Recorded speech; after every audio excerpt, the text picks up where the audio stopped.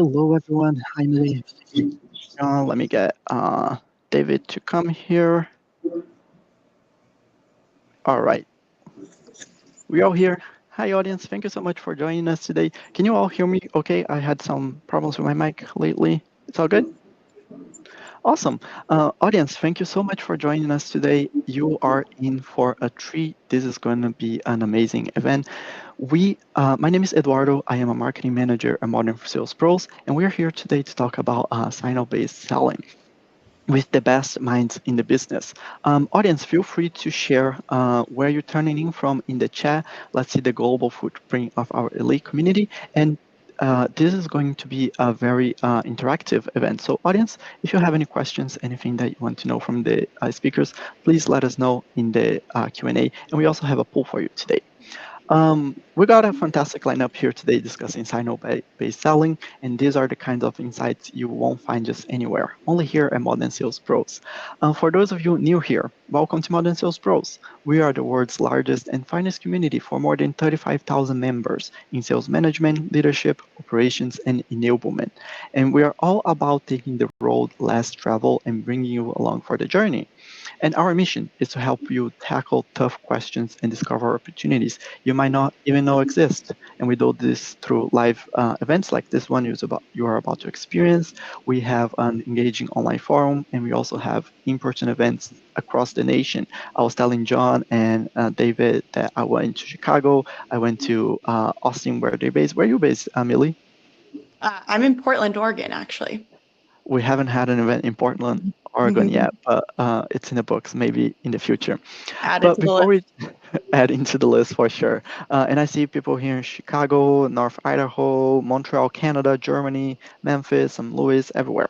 But before we jump in and I pass the mic to the speakers, we are recording this session. So you will be able to access the recording right after this event. I'm going to send a follow-up email with the link, and you will be able to watch and take notes and get this knowledge handy when you most need it. And if you have questions, again, drop them in the Q&A, and we will save time at the end for answer all the questions. And we have a poll today. So audience, please make sure you are answering the poll. That's going to be very helpful to help the speakers know where your problems are and how they can help you. But that's enough about me. Let's focus on this event. The best thing about Modern Sales Pros is that we have the best partners out there. And today, this event is sponsored by Salesloft. At the top of this page, you see there's a request a demo with our sponsor button. This button can change your life. We have David here today from Salesloft. He will give us a little introduction on Salesloft. So if you like what he's saying, just click the button and the team will get in touch with you soon. And then again, you can change your life. David, I'm going to pass the mic to you. You're going to be our moderator today. So you can introduce yourself, tell us a little bit about Salesloft, and then you start the fun. Sure. Thanks, Eduardo. So I am David Vertin, and I lead the sales and business development function at Salesloft. I started in software sales about 9 years ago and made the jump from chemical manufacturing sales.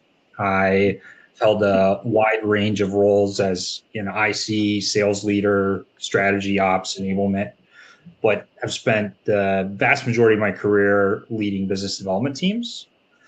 And a little bit about Salesloft, we provide our customers with a revenue orchestration platform that's powered by the first AI-powered durable revenue engagement model. And the goal with that is to keep our market-facing teams on top of all buyer signals with outcomes-driven prioritization so that you always can act on what matters most. But I will pass it over to John to introduce himself in G2 as well. Thanks, David. Appreciate it. Excited to be here today. My name is Jon Maly. I work at G2, and I lead our new business acquisition teams. For me, that ranges from business development all the way up to our enterprise sellers. And I come with a wide range of experience. I've led enterprise sales organizations at multiple companies, and I've held operations roles as well as a software buyer. So I've sat on both sides of the marketplace, selling into companies and also purchasing software as well. So excited to be a part of the conversation today. Thanks, David. Millie, I'll pass it over to you. Yeah, great to be here with both of you, John and David. I'm excited for this discussion. My name is Millie Beetham. I'm our Senior Director of Go-to-Market Strategy, and I help lead our strategic services business called ZoomInfo Labs at ZoomInfo. I hope everyone on this call knows who ZoomInfo is, but we are the market-leading go-to-market data platform, and I'm excited to talk all about signals and data around signal-based selling today.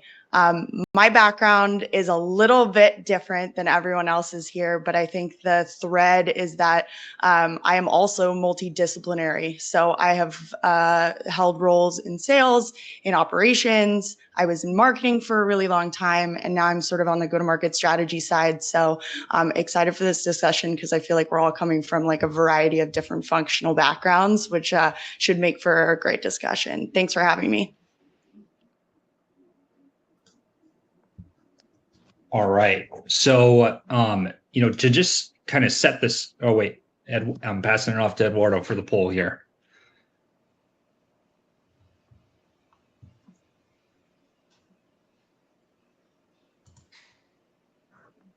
So kind of just to set the stage, we wanted to ask everybody, how familiar are you all with single-based selling strategies?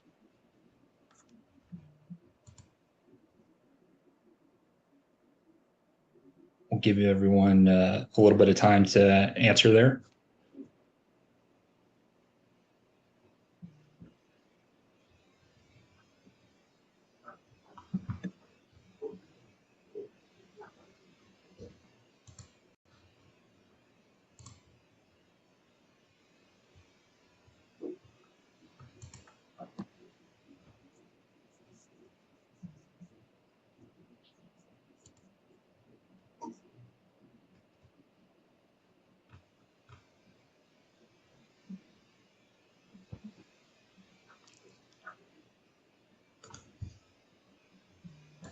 All right. It looks like I think the vast majority of our audience is pretty familiar with the approach.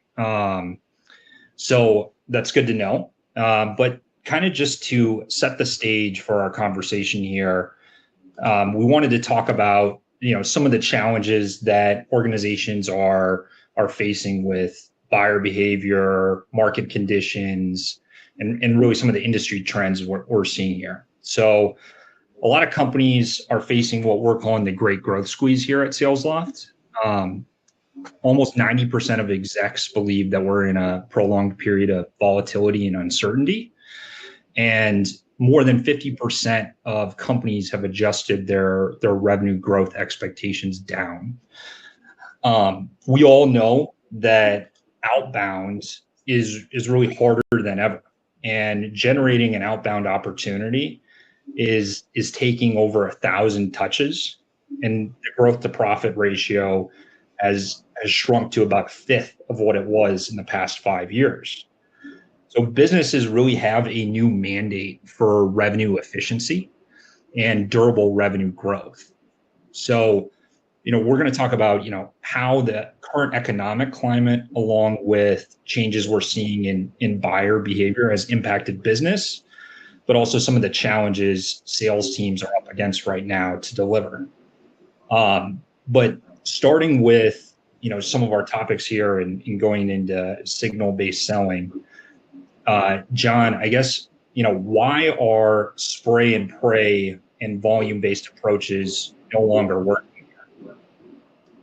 Yeah, thanks, David. I think first of all, at G2, we're trying to take spray and pray out of the vocabulary. I don't know if any company right now is saying that's how they're going to market.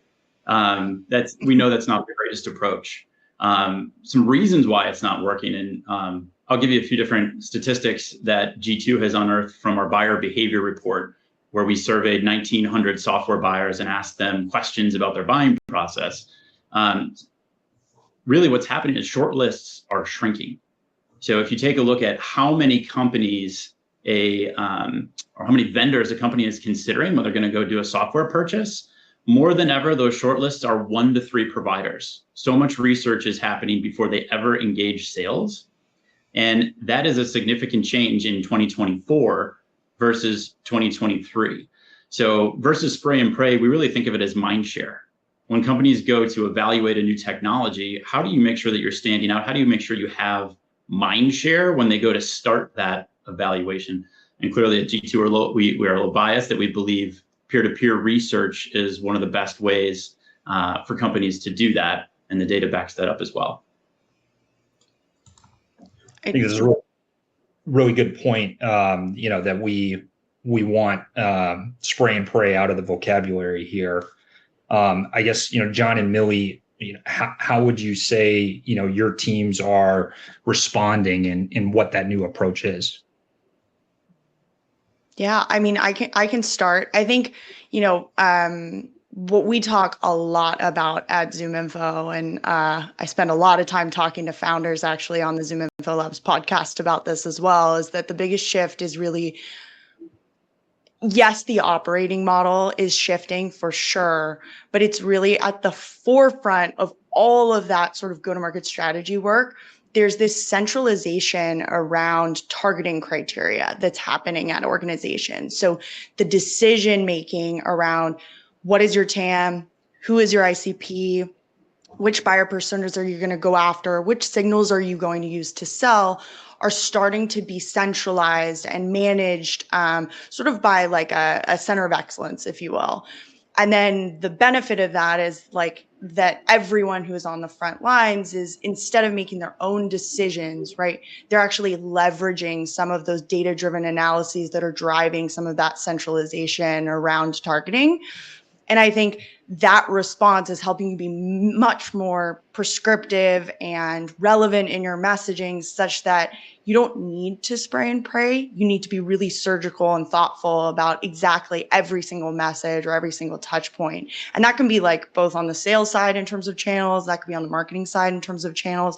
Sort of all the go-to-market teams are sort of moving in that direction. That's what we're seeing a lot of, at least on our end.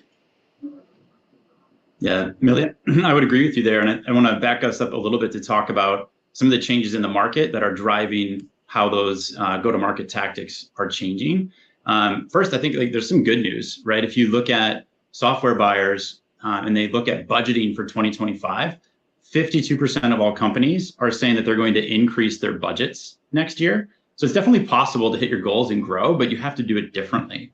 And there's a couple points there on what is happening to do it differently I want to highlight.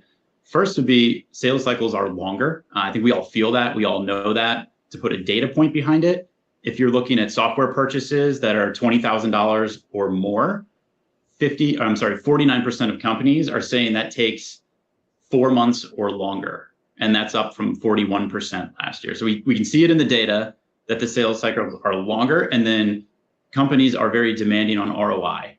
They have high expectations when they do make that purchase, and that ROI needs to be demonstrated in the pre-sale, in the implementation, and then they need to feel that very quickly. Companies are saying they want to see an ROI within 3 months, 57% of the time. So it's definitely changing the approach of how you go to market. I don't know, Millie or David, if you're seeing anything there as far as like the change in the market that maybe would set how you're, going to market differently. Yeah, I mean, I definitely agree with you that the velocity piece of it is really shifting meaningfully. I think it's not that you can't create and close a deal, right, in month, right? It's just that the number, right, of people that are actually ready to buy, because you can actually quantify that. We've done some studies recently, and at ZoomInfo, we're talking a lot about how there's really only 10% of people that are actually in market. So alluding, Jon, to everything that you just shared.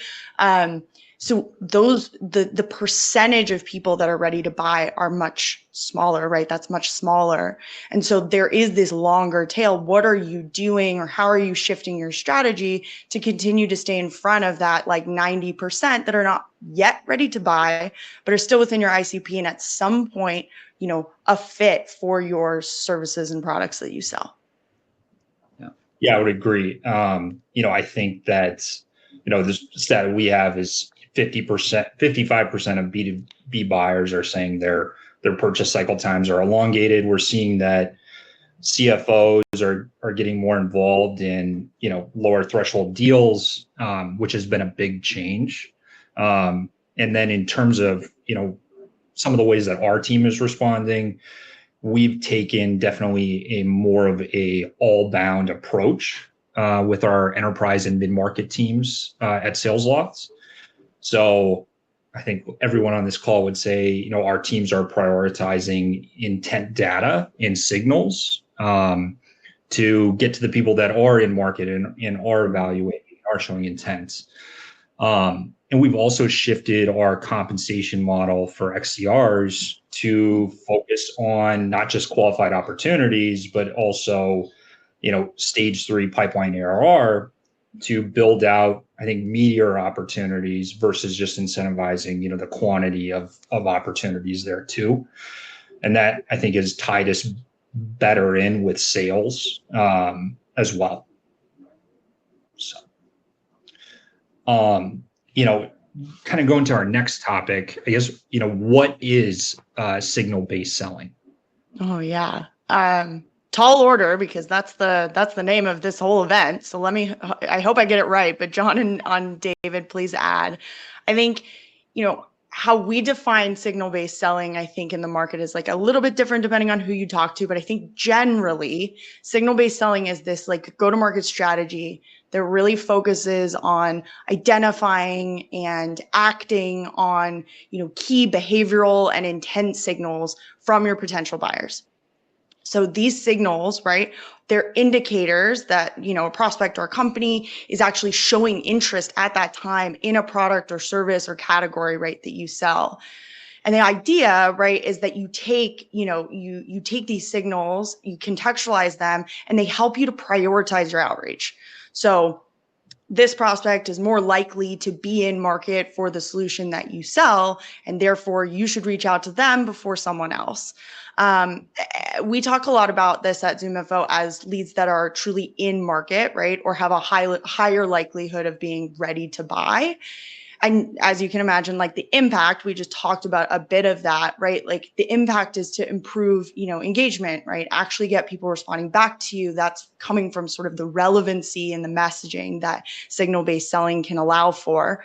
It's driving the velocity, right, of that deal or that opportunity cycle. And then it's obviously driving conversion rates, impacting those 3 areas by really honing in on not just that it's the right time, but it's the right person, and then how you actually message to that person to get them to engage and ultimately convert. What did I miss, David, Jon? I think that was a great summary, Millie. Yeah, I appreciate it. I would say that there's different types of signals, and I'd love, Millie, for you to maybe talk a little bit about that. You know, companies represented here all have different places in the funnel for those signals. And I definitely echo what you said, like the deeper definition of the ICP, that's how we've changed our go-to-market at G2, and then looking for signals that are coming from that ICP cohort, because we know all of the metrics are so much better there. Our likelihood to close is so much higher. So that's the exercise that we've been going through in our fiscal year, and putting the right marketing and sales resources together on those cohorts of companies. We're seeing better results. Yeah. I feel like there's a question in there around like, okay, like what are some of these signals? I can speak from the third party perspective, and you guys can maybe fill in for me on maybe like first and second. But from a third party perspective, like anything that is happening in the market, right, at that customer, at that company, or to that company, right, is a third party signal. So you think about earnings that a public company might put out, news or initiatives or events that a company might share publicly. We call those scoops at ZoomInfo. All the online research that's happening by the people who work at that company, right, or at those companies, right, that's our traditional intent data. Like, what are people actually doing online and looking for and seeking to learn about? People moves, if, you know, someone, you know, moves to a new company and maybe they were a champion previously at your organization. The other is lateral moves, right? Somebody goes from being a director to a VP, or a VP to maybe the C-suite. And then one of the really, I think, like really imperative signals, but probably the hardest to capture out there in the market, is when, you know, technology is installed or uninstalled. The other one that I'll just throw in there, which is a newer favorite of mine that I'm seeing lots of customers really latch onto, is the actual growth of a specific org, like a specific like function or department within an organization. So sales or BDR grows X amount or shrinks by X amount over some time period. That can be a great signal for saying like we should or shouldn't buy, should or shouldn't sell to them. Let's go like second party, maybe G2. Jon, you want to speak to some of the second party signals? Yeah, absolutely. So once that research begins and a company is deciding like, okay, I want to change this technology, we are finding that's like 31% is the stat.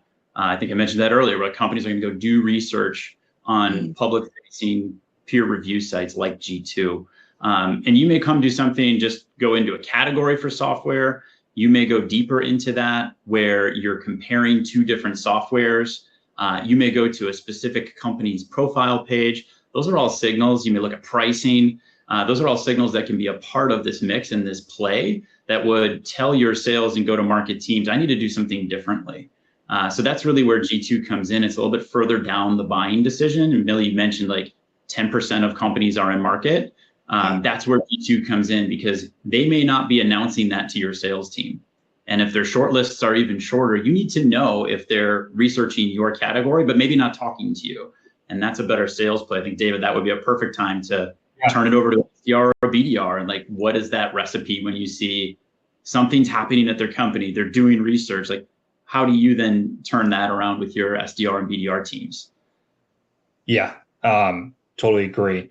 And, segueing into kind of first party signals, I think a great example of first party signals are going to be using the data in your CRM to prioritize who you should be reaching out to. So examples might be your NPS scores, your customer health scores.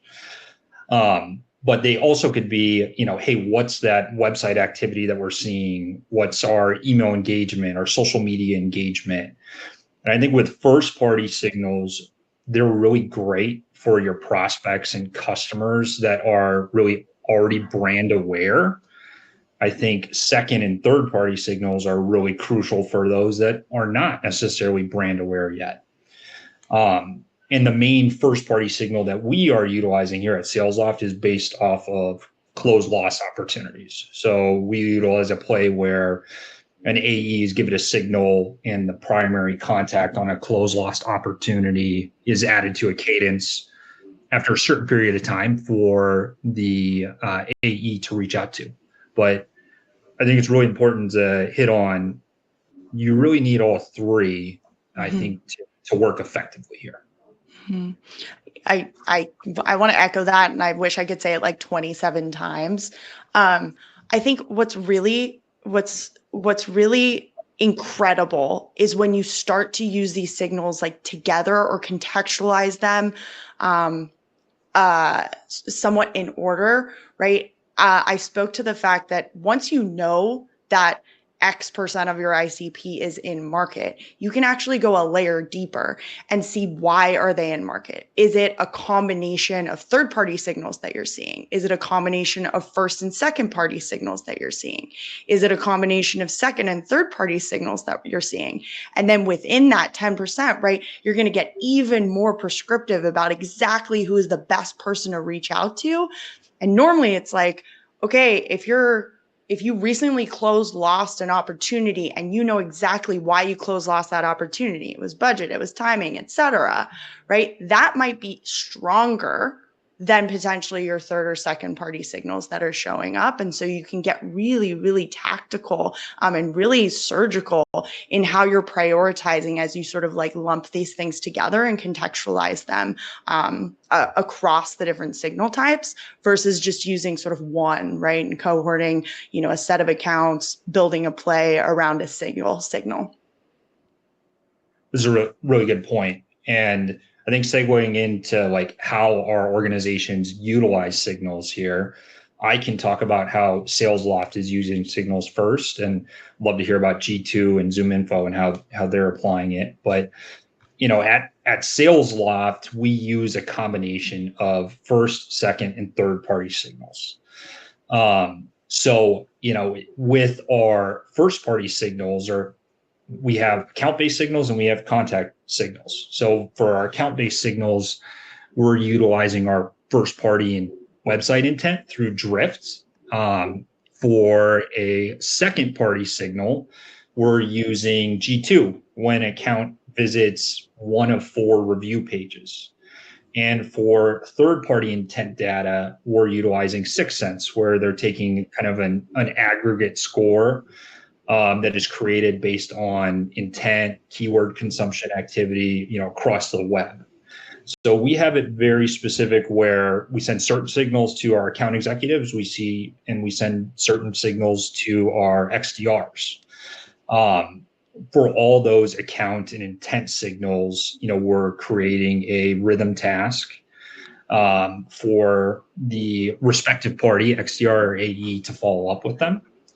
And I think that it's really important as well, when you're utilizing signals, to really have, I think, clear swim lanes to ensure that they're also getting followed up on appropriately. Yeah, I can jump in as far as how we're utilizing it. An example of like a play, we will look for past G2 customers that have made a move to another organization and combine that with what we see in something like a ZoomInfo Copilot, what's happening within their organization. Mm-hmm. And then we'll look at what's recently happened on G2. How are their customers leaving reviews? We take all of that and then we're coaching the reps to develop a message in an outbound, especially if you're looking at like our enterprise segment, that is in the vocabulary of the customer. We don't want them to call and say, hey, I saw you change jobs and customers are leaving reviews. We want it to be much more detailed on the research for our target ICP companies around what we know about what that organization is trying to solve and weave the signals into it. We don't have it perfect yet, but that's the play that we're trying to run at G2, is a combination of all of those things. And it's basically like putting together a puzzle, right? Like you can see first, second, and third party signals, but it has to be all backed by what that company is trying to achieve and the research that you've done. That discovery and pain process right now has to be a part of your signal strategy as well. Yeah. The only other piece that I'll maybe add to that is there's a really interesting framework that I think we all know and internalize, but I think is coming more to the forefront again these days as we're talking about signal-based selling. If you think about your ICP, right, you're defining which companies you want to go and sell to, right? Like you as the company, you're deciding, okay, based on these firmographics, right, and demographic data, this more static data, like which companies do we want in the market to sell to? When you think about signal, right, that's which companies want you. And sort of the intersection of those two is where you start to say I'm going to prioritize, right, my reps' time, for example. Or I'm not going to prioritize reps' time and I'm actually going to go nurture and warm those folks up because they're showing lower signal. Maybe they're not as great of a fit. And you can sort of start to matrix this out in a way that allows you to really get the most ROI from sort of each cohort based on how your operating model is structured. And so I'm seeing lots of folks take maybe humans off of the stuff that they're not, they shouldn't be working anyway. Those folks are not ready to buy. You're not seeing lots of signal, et cetera. And instead building really smart warming programs, right? Leveraging advertising in a new way, and really deploying their people resources where that ROI is highest and where people are in market. Yeah, I think that's a really good point. I think all of our teams have much more limited resources maybe than they historically had. And it's really important with signals and intent data that we have an order of priority and very specific ways that we're going to reach out to them. I think Jon touched on this as well. Just because someone's showing a signal doesn't necessarily mean that should be the core message of your outreach. It needs to be focused on, hey, what's the challenge that that organization might be facing? What's our hypothesis that we have for that account specifically? David, I might just add. I might just add to that one other thing. I think one of the things that I've also seen teams kind of get like held up on is like, oh, if we're not ready for like a multi-signal approach, and maybe that's a little bit more mature than maybe where your, organization is at today, right? Just pick one, right? Like find a signal, find an intent topic, for example, that you're going to go out and run a motion around and, leverage that to drive, more relevant messaging, et cetera.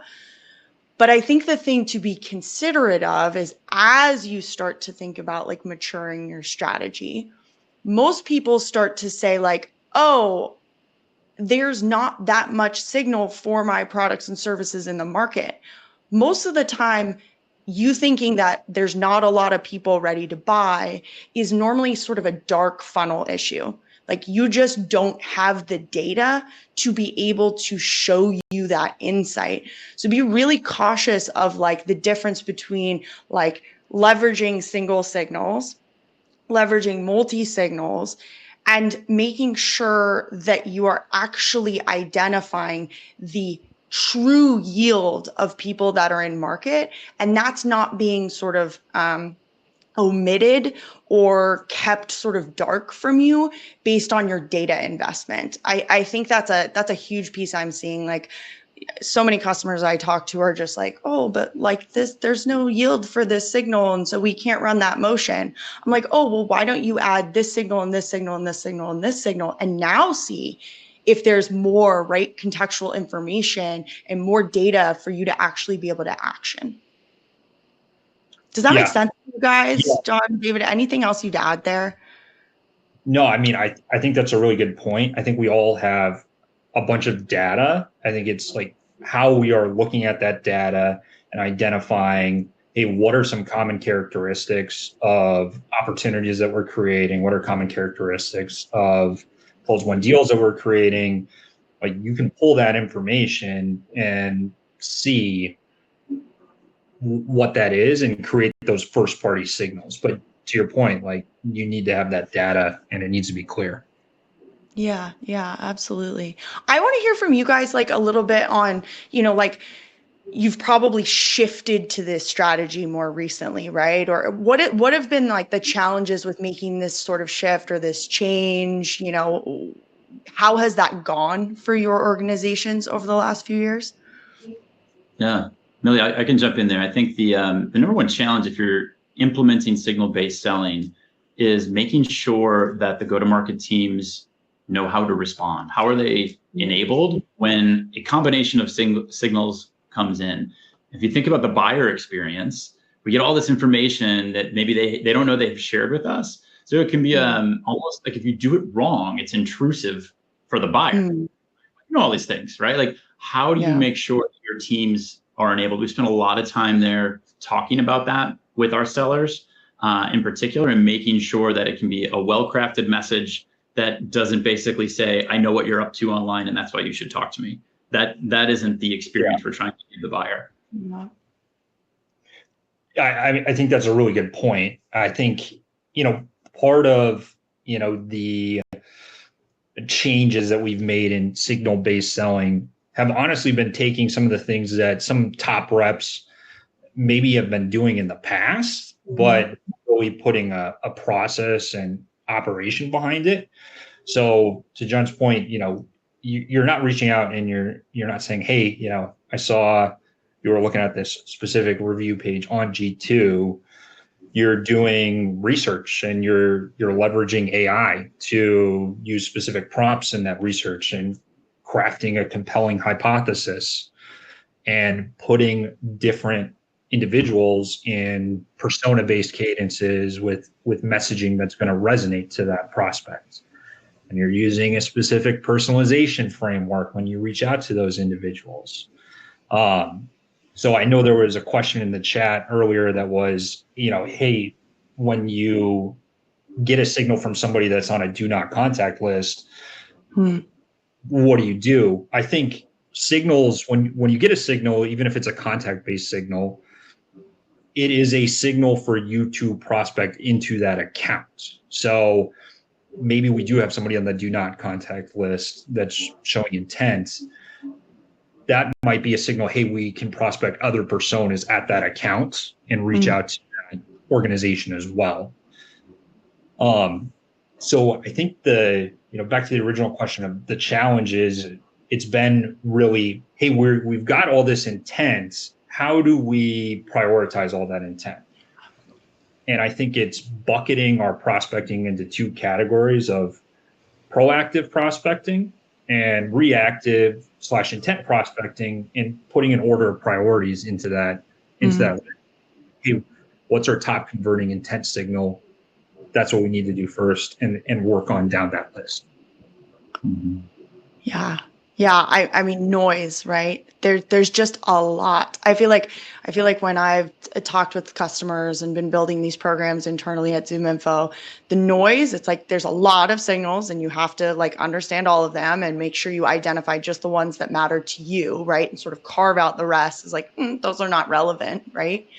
And then I think you both sort of mentioned this, but like it's the contextualization of the signal. I think that I've seen that shift be really tough for folks. Like, and honestly, thank goodness for AI, because now you can sort of contextualize that very easily. But it was like, see signal, put signal in message. It's like, okay, contextualize the signal into a scenario, a challenge, something that is happening at the organization that you can talk about, resolving over time, turning that into something of value for them.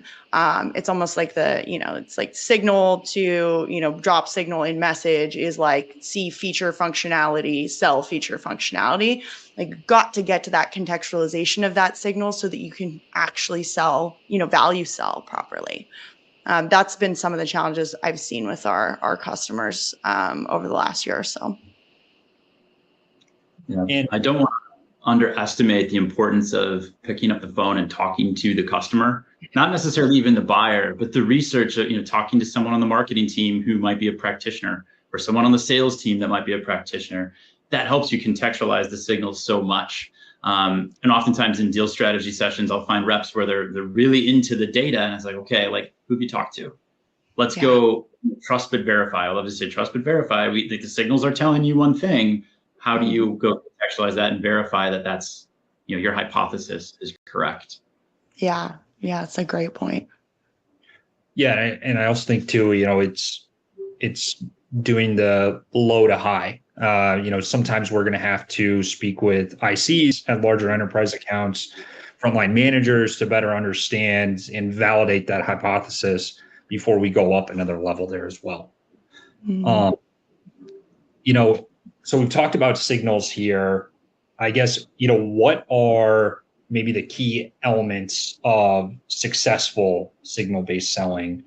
Like how are you all measuring results, as well, and prioritize? We talked about prioritizing a little bit there too. Mm-hmm. Yeah, Jon, I can jump in. Great.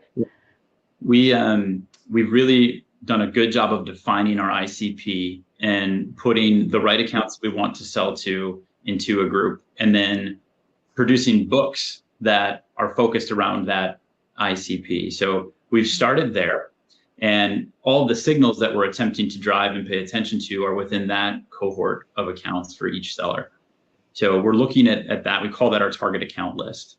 And then we've operationalized our plays around that set, and we've tried to keep it very simple. Like Millie, I think you were mentioning it, like there's a lot of noise. How do you keep things very simple for the 1, 2, 3 things you might be looking for? Get your hypothesis and research in, and then you're outbounding, right? How do you do that very quickly? And that strategy that we put around our ICP has started to yield some very strong results. I can share, like, if you just look at the first 2 quarters of our fiscal year, our target accounts, our revenue from new business target accounts is up 20% in the second quarter versus the first quarter. And we launched it at the beginning of our fiscal. And the other thing that we're seeing, shortened deal cycle. So we went with that set of accounts, our deal cycle went in the first quarter from 61 days to 45 days. Wow. And these are the accounts we're putting all of our eggs on with our top sellers, our top marketing initiatives to generate some of the signals. So we're seeing really good early results on it, but you have to keep it very simple for the seller. Yeah. Yeah. I'd love to hear that centralization is working. I feel like that's what I opened with, and we're sort of coming back to it here. But I do think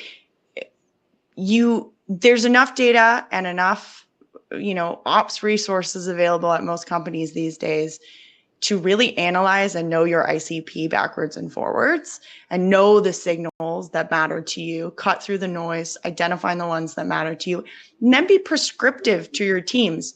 Give them the centralized playbook that they can come back to every single time, and teach to the data, right? Teach to the contextualization of that data. Enable them to know that these 3 plays or motions, right, work every single time, and they can sort of come back to them and master them. That doesn't mean they can't make them more complex, right, and get better over time. Of course you can.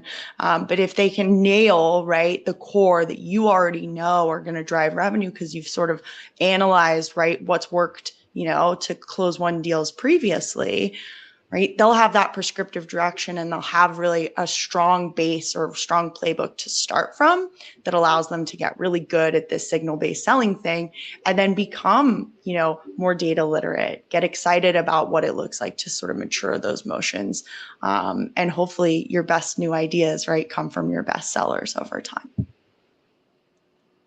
Would agree. And I also think too, it's important to know your ICP. I think you said front and back, but I think a lot of SaaS companies in particular have realized like, hey, we can't just grow by selling to other SaaS companies. We need to expand our ICP. Mm-hmm. And I think that's been an adjustment, at least for our team, is, hey, we're reaching out to manufacturing organization. They are run completely differently than a software organization or a tech company. So one thing that we've been doing is exposing them more to those different types of sales processes by doing a fireside chat, kind of an ask me anything with personas that we typically would reach out to, so that they can better understand, what's going on at those types of organizations and craft that compelling message. Yeah, I love that. I'll share like one more like really tactical example, which I think is a key to success. If you're to David, to your point, right? Like people are expanding their markets, right? And so that means you're potentially selling into new verticals. Maybe you're selling new product lines that sell to new buyer personas, et cetera. This is like very simplistic, but the intent topics that you choose that represent, right, interest in potentially your company could be different depending on the product. So for example, our list, right, of signals that drive, conversions and opportunities at ZoomInfo look different for ZoomInfo Copilot versus ZoomInfo Marketing. And we have a completely different set of playbooks in each case, and then a set of playbooks to bundle, right, et cetera. But if you're starting to sell multiple products and services into these different markets, remember that like there's not just this like one size fits all of your signals that is representative of your entire company. You can like cut into those and get to like a product by product specific view of your ICP, of your signals. And that can really start to drive success, especially if you're a large sort of complex organization where you sell many, many products. Really good point. I know we're, headed towards the end here. I guess should we open it up for questions here and take some of them in the chat? I want to tackle Brittany in the chat. I think it's a great question. She's running into some issues where she's using signal-based outreach, but having a hard time getting a response. And I think, Brittany, my advice to you, if you think about that, is look at your messaging and try to determine if you're talking in your language or if you're talking in the customer's language. It's difficult to get a response no matter how good your message might be, but try to craft it towards what that company cares about, versus like your value proposition based on a signal. And my guess is if you really looked and examined your messaging closely, you could probably make some improvements to talk more in your prospect's language versus like, your company marketing language. I would agree. And I'd also say too, one thing is implement a framework that you use for personalization. So we utilize Samantha McKenna's Show Me You Know Me framework. It's very specific in terms of how you're personalizing, and you're really hooking them with the challenge, and to Jon's point, talking in their language as well. Mm-hmm. We also talk about that as being account and contact specific. So like the more that you can be company and person specific, right? The difference between an account or a group of accounts and being contact specific, or like a function or a department. Hey, Jon's a sales leader and he works at a, SaaS business, versus Jon Maly, who went to XYZ, right, university and works at G2 right now. The difference between those two is significant. And if you can get to that second, right, as every single time, really drives the contextualization there and really helps to drive engagement. For sure.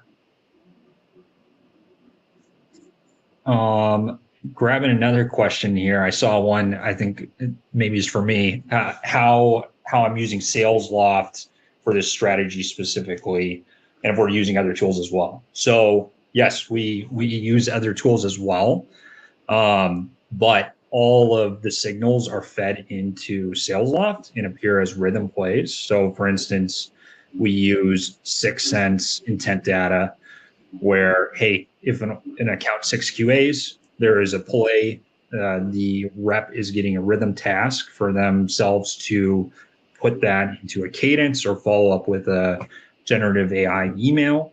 We also use user gems where if someone's changed jobs, and G2. So we have different signals. Some of them are account based, where it's a signal, hey, we need to do some research into this account and find specific contacts that we want to reach out to. Some of them are contact based though, where it's, hey, we're reaching out to this specific contact. But all of those intent signals are being fed into Salesloft and showing up as prioritized actions in rhythm. So. It's another question that I can jump in on. It looks like Jonas asked, are you aware of technical solutions that help with the operationalizing, I can't say that word, the combination? I would say one of the things that's interesting in the market right now to combine signals is Clay. I would take a look at what they offer and how you can take signals from multiple data providers and put those into specific plays. That's an interesting thing in the market now. I know they have a lot of traction. So if you haven't looked at them, I would take a look at Clay. There's a question from Colin. The question is, for earlier stage signals, second and third party, that you're trying to build awareness, how are you coaching reps to drive outbound? Bonus points that we can talk about, like coordinating with marketing and ABM.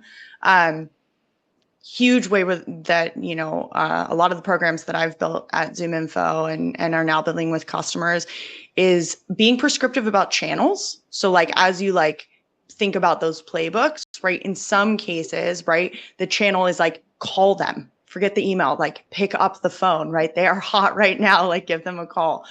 In some cases, it's email and call them. In some cases, it's email and call them and ping them on LinkedIn.